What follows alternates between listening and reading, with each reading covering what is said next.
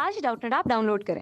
Doubtnut पर अपने सभी गणित, रसायन विज्ञान, भौतिक विज्ञान और जीव विज्ञान के डाउट्स का करो सफाया।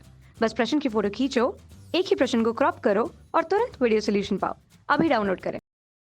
नमस्कार दोस्तों, हमारे पास में 2 कथन दिए गए हैं। हमें इनमें सत्यता तथा असत्यता की जांच करनी है।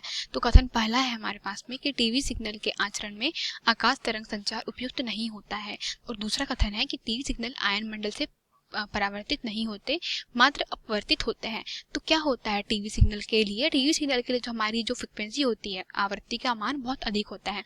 जो टीवी सिग्नल होते हैं उनके लिए जो आवृत्ति का मान होता है काफी अधिक होता है। मतलब इनकी आवृत्ति कितनी होती है? आवृत्ति मतलब एफ का मान लगभग किसके बराबर होता है? यह होता है 100 मेगाहर्ट्ज से लेकर के कितने हमारे पास में 200 मेगाहर्ट्ज तक होता है। ठीक है, तो इसके कारण क्या होता है कि इतनी अधिक आवृत्ति की जो हमारे पास में जो सिग्नल होते हैं, इनको हम लोग किसी भी मंडल के द्वारा परावर्तित नहीं कर सकते। मतलब जो नॉर्मली अगर एक पृथ्वी की बात करें तो ये मान लीजिए हमारी पृथ्वी है, ठीक है। इसके ऊपर हमारे पास में आयन मंडल, क्षोभ मंडल, मान लीजिए क्षोभ मंडल है, ठीक है। मैं यहाँ पे मध्य मंडल की बात नहीं कर रही हूँ, तो मैं आपको मध्य मंडल नहीं दर्शाऊंगी। तो क्षोभ मंडल, और मान लीजिए मध्य मंडल को मैं छोड़ करके अब सीधा क्या बना रही हूँ? आयन मंडल, ठीक है। तो इस आयन मंडल में क्या है? हमारे पास में अलग अलग परतें हैं। हमारे पास में डी है, हमारे पास में ई है, और इसके ऊपर कौन सी है? एफ है। तो इसके लिए जो हमें चाहिए होती है वह कौन सी चाहिए? तरंगे चाहिए होती है। वह हमें व्योम तरंगे चाहिए होती है, जिसकी जो फ्रिक्वेंसी कितनी होती है? वह 1500 किलो हर्ट्ज से लेकर के कितनी होती है? लगभग 1500 किलो से ले 30 मेगा हर्ट्ज तक मान लीजिए, 30 मेगा हर्ट्ज तक की जो फ्रिक्वेंसी है, इसको हम लोग क्या कर सकते हैं?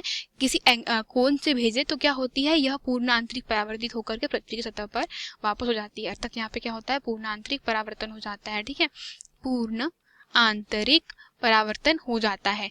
अब मैं किसकी बात करूंगी कि जो टीवी सिग्नल है आयन मंडल से परिवर्तित नहीं होती, मात्र अपवर्तित होती। अब क्या हो रहा है कि आयन मंडल सिर्फ इस प्रकृति, इतनी जो रेंज है, कौन सी जो आवृत्ति है, कितनी? 1500 किलो हर्ट्ज से लेकर के 30 मेगा हर्ट्ज की जो रेंज है, सिर्फ उसको ही कैसे कर सकती है? परावर्तित कर सकती है। परंतु इससे अधिक जो फ्रिक्वेंसी होती है, जैसे कि 40 मेगाहर्ट्ज से लेकर के जो अधिक की जो फ्रिक्वेंसी होती है, आवृत्ति होती है, क्या होती है?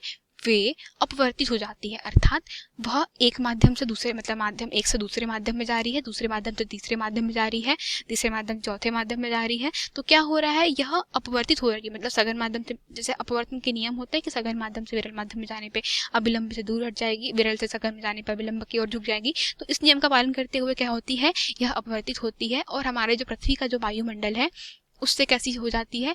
यह बाहर निकल जाती है, मतलब आकाश में प्रवेश कर जाती है, ठीक है। और क्या होता है फिर? वहां से हमें भू उपग्रहों के कारण भू उपग्रहों का उपयोग करना होता है। क्यों?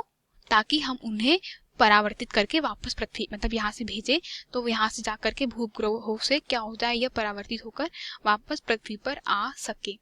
तो क्या हो जाएगा कि टीवी सिग्नल के संचरण में आकाश तरंग का संचार उपयुक्त नहीं होता। तो यह कैसा है? सत्य है, क्योंकि इसके लिए जो आवृत्ति होती है वो व्योम तरंग की आवृत्ति से भी कैसी होती है?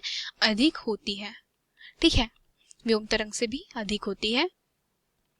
और जो हमारे पास में दूसरा कथन है कि सिग्नल आयन मंडल से परिवर्तित नहीं होते। तो सही बात है, सिग्नल आयन मंडल से परावर्तित हो रहा है क्या? नहीं, क्योंकि जो रेंज है इसकी वह काफी अधिक है। इसकी रेंज है 100 मेगाहर्ट्ज और इसकी है आयन मंडल की सिर्फ किलो हर्ट्ज में, ठीक है।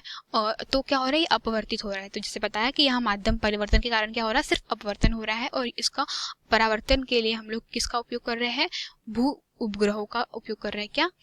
भूस्थायी उपग्रहों का उपयोग कर रहे हैं, ताकि यह पृथ्वी की सतह पर वापस जाए तो वापस आ सके। तो उसका सही उत्तर क्या हो जाएगा कि पहला कथन सत्य है और दूसरा कथन भी कैसा है? सत्य है। और पहला कथन जो है सत्य है, पहले कथन सही व्याख्या कौन कर रहा है? कथन 2 कर रहा है, ठीक है। धन्यवाद दोस्तों। कक्षा 6 से 12वीं से लेकर नीट, IIT, JEE वो एडवांस के लेवल तक 1 करोड़ से ज्यादा छात्रों का भरोसा। आज ही डाउनलोड करें डाउटनेट ऐप या व्हाट्सएप करें अपने सारे डाउट्स 8400 400 400 पर।